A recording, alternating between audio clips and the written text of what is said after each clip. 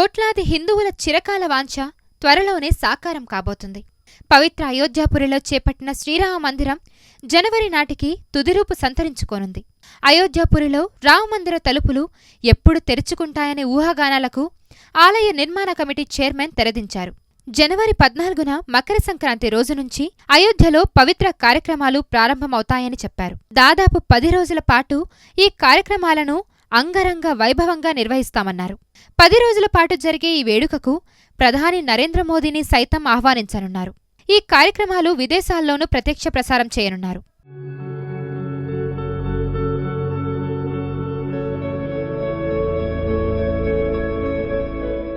అయోధ్యలో రామమందిరం నిర్మాణానికి line clear చేస్తూ 2019లో సుప్రీంకోర్టు తీర్పు ఇచ్చింది.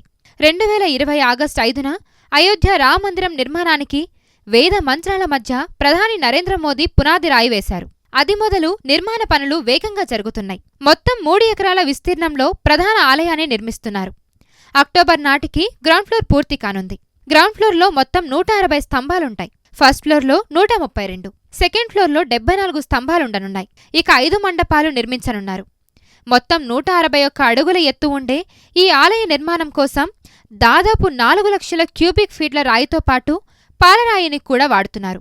ఈ నిర్మాణంలో ఎక్కడా ఇటుక, స్టీల్ ఉపయోగించడం లేదు.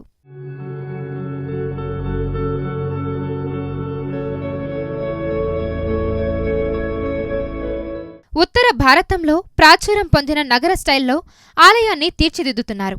ఆలయానికి మొత్తం 46 టేకు కలపలతో చేసిన ద్వారాలు ఉండనున్నాయి. ప్రధాన ఆలయాన్ని 3 ఎకరాల్లో నిర్మిస్తుండగా మొత్తం 9 ఎకరాల విస్తీర్ణంలో ఆలయ సముదాయం ఉండనుంది. ఈ సముదాయం చుట్టూ ప్రహరీ గోడ ఉండనుంది. గోడపై రామాయణాన్ని తెలిపే శిల్పాలు చెక్కనున్నారు. గర్భగుడి తలుపులతో పాటు 3 ప్రధాన ద్వారాలు, గోపురానికి బంగారు తాపడం చేయించనున్నారు. మొత్తం ఆలయ నిర్మాణానికి దాదాపు 1800 కోట్ల రూపాయలు ఖర్చవుతాయని అంచనా.